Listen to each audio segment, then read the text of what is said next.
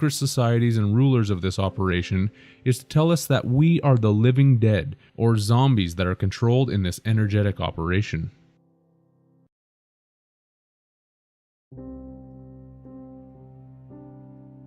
Salt is a white crystalline form of most often sodium chloride used to season and preserve food. A salt is also a sailor, and there we have our immediate connection to the sea, which is obviously salt water. This is where the common phrase comes from of a man being worth his salt, because he or she is able to generate a charge within the energetic system. The etymology of the word salt is derived from the Latin sal, meaning salt, and is why we have monetary salaries and sales. In the military, people salute each other, or in the public realm give greetings and salutations. In religious terms, mankind is told that they will receive salvation for their sins, which would come from sal aman.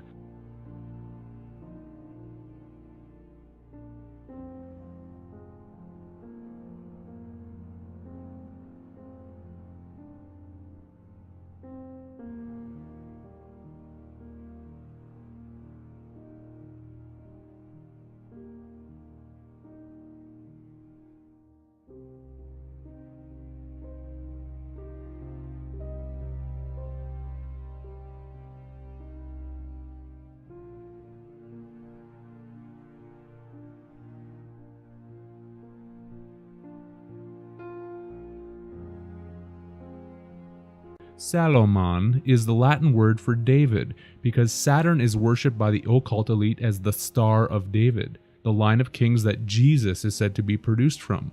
David, in biblical terms, was the second king of Israel in succession to Saul, and a lesser-known secondary meaning of the noun David is that of an underdog.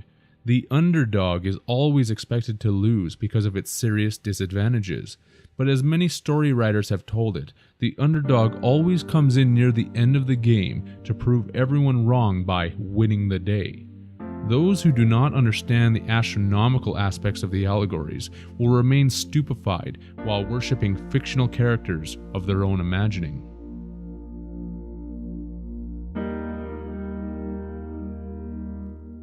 Cashier is a noun used to indicate an employee of a bank who receives and pays out money.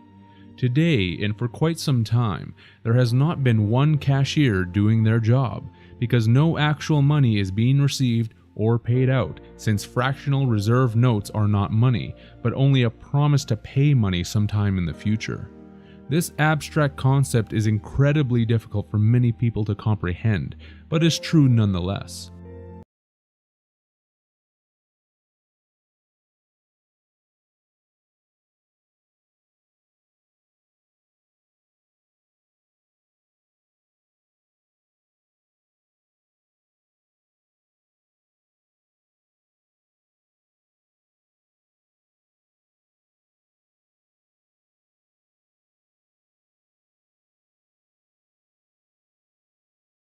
Just so it is not overlooked, a cashier is also a person responsible for receiving payments for goods and services, such as in a shop or a restaurant.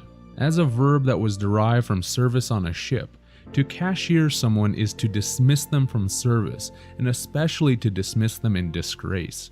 This is why to label someone a cashier as a noun only tells half of the story. They need to create the living action of their work, the verb, which is to cashier each customer.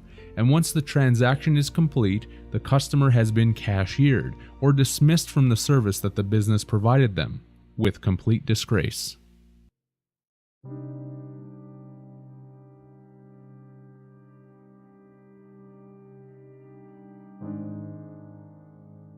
To kite something is to increase the amount of a check fraudulently. A kite is also an object flown in the wind that is tied to the end of a string. Usually the object is flag-like, which indicates the fraud known as a false flag. This is the reason that the enormous fraud in government and banking is so closely linked with the numerous false flag operations that occur throughout the world. A flag is also known as a jack, and a jack is also by definition a small worthless amount, and a man who serves as a sailor.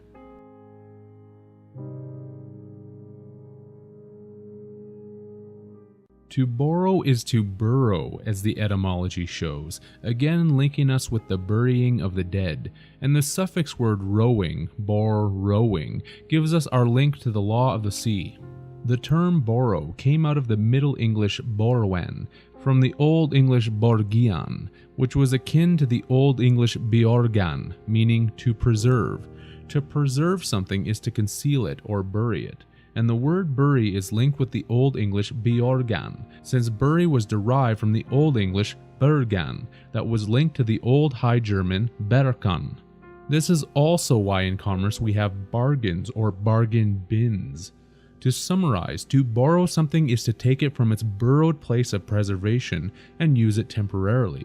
It is therefore lent to someone, which is why there is the religious period in the spring called Lent, which is a period of 40 days from Ash Wednesday to Holy Saturday.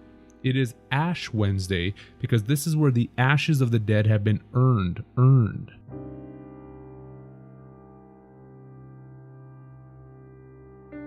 The number 40 is extraordinarily significant to the controllers during each Passover, including the significant Passover between the ages, which is why the Keystone XL pipeline is a significant project of theirs right now.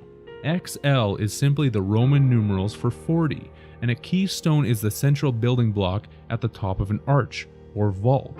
A vault is a burial chamber or tomb, and these projects both signify the end of the age that has been completed and the burrowing of this world as we now know it.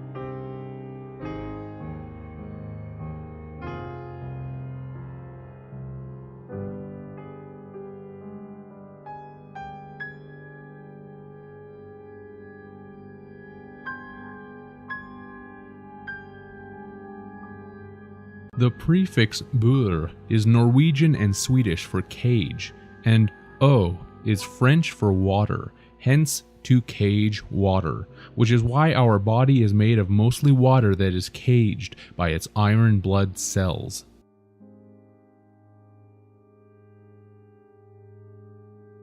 The first two letters of a count, AC, is the abbreviation for alternating current, and the final word is count, giving us the alternating current count, which is electricity that is likened to the ebb and flow of the tides that are brought about by the moon. This is also known as a meter count, and the etymology of the word meter is linked with many other words that are tied with the word moon. The prefix of re means to do it again, and port for a ship's docking station, otherwise known as a harbor, pier, or wharf. To report would mean to dock again.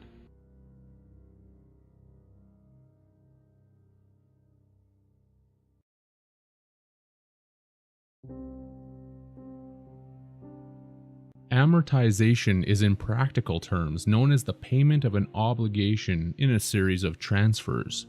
Esoterically, we are going through a series of spiritual and physical transfers to pay back an endless debt, because an amortization is also the liquidation of a debt. The prefix amor is in Roman mythology the god of love, the counterpart of the Greek eros, as shown by the German word amor, meaning eros, Cupid, and the Turkish amor, for god of love, Cupid. The Latin amor translates as love, Cupid, affair. Many other languages also use the word amor to reflect this definition. Mort is from the French mort, meaning death, and Iza means prostitute in Spanish. Hence, amortization would mean that in death we are prostituted by the god of love to continue a series of transfers for the liquidation of a debt.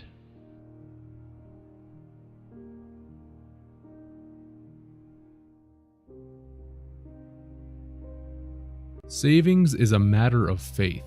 To be saved or to receive salvation is to have savings. Without savings, one is said to be doomed. When people receive a windfall or get money either from their job or from an unexpected source, they all too often pronounce, "Thank God," because they feel that the money has saved them. It has nothing to do with God. This is the occult reason for monetary units that are buried in the banks being called savings, because these monetary faith units are charges that are given to the dead who will be resurrected from this given pledge of power. This is the true basis for the United States currency pronouncing on its notes that, "In God we trust."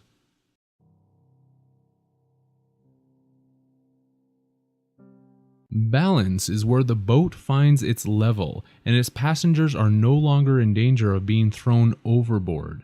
In accounting, one has to balance their books, while in a store, the cash in and cash out involves a float that needs to be balanced each day, lest the business go underwater.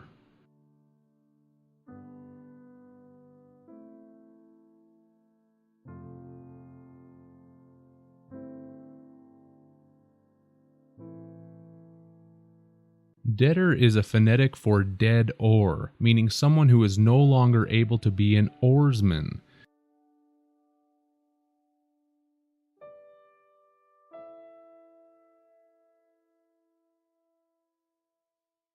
A Latin word for criminal debtor was columnarius, which also meant someone who is condemned at columna maenea, which in Rome at the time of Cicero was a column used to post the names of debtors by their creditors.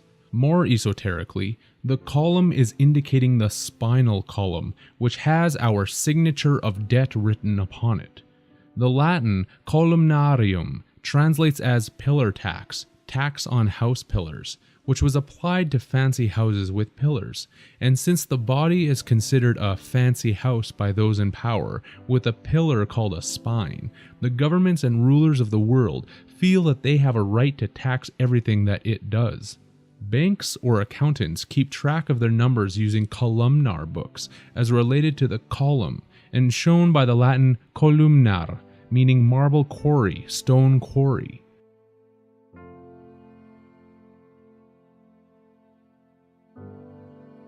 A quarry in basic English definition is a person who is the aim of an attack, fair game, prey, by a hostile person or influence. It is something that is hunted or caught for food. Banks, governments, and corporations do not pick their words and terms carelessly. All of this is by design and done with specific intent and purpose.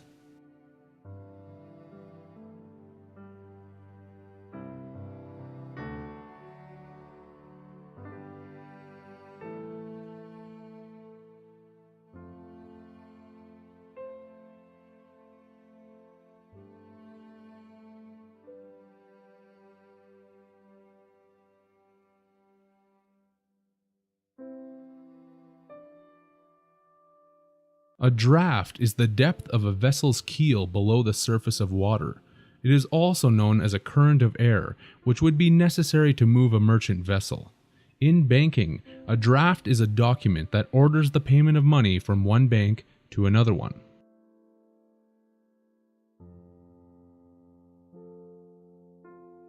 According to nearly any dictionary, credit is belief. It is faith. Also by definition, credit is an accounting entry acknowledging income or capital items, and since all fiat let it be so currency is in actuality credit, accounting entries are all that exist, which is why the books are always balanced. If this were not true, then why are people paying back credit with credit? Belief and faith are the only forms of currency that are recognized in this unsustainable system, and it would be wise to recognize the significance of these statements.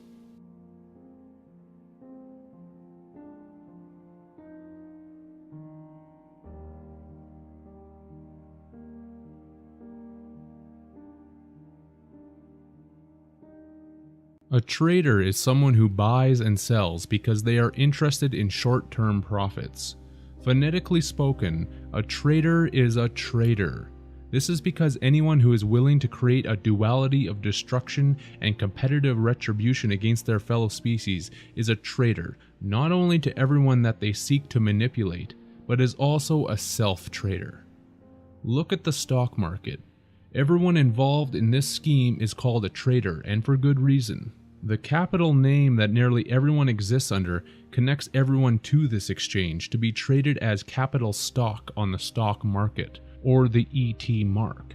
Humanity is considered the stock, or animals that are kept for use and profit, which is why we are human resources. We are chained by the bonds of this prison, which is why there are both stocks and bonds. As related to the sea, a stock is the crosspiece that is on an anchor. The other parts of an anchor give more of the sea-related parts of the game away, since a bill is the end of the anchor hook, and a fluke is the part of the anchor that fastens into the ground. Some sails are just flukes, while others are worked for with more difficulty. The crown is also involved, since this is the middle bottom curved portion of the anchor. Nothing has been left out.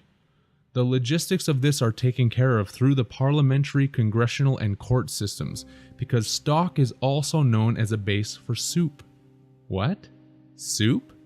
What does that have to do with the court systems or parliamentary and congressional law?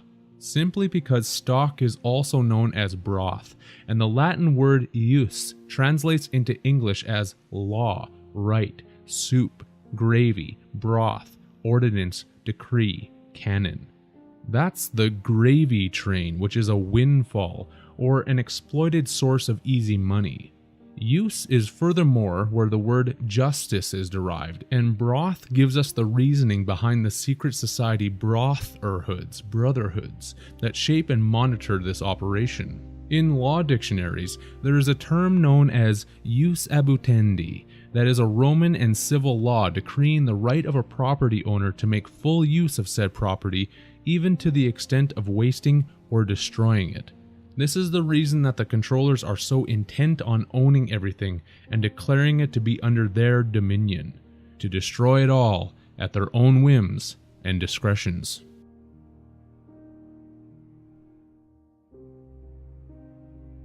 I'll end this segment with arguably the greatest duality of them all, heaven and hell. This is seen in the words hired and fired. To be hired is to actually be hired or lifted up to a higher state of being or life, while to be fired is to be fired, sent to hell and lowered in status, position, lifestyle, security, comfort, and everything good that heaven is claimed to be.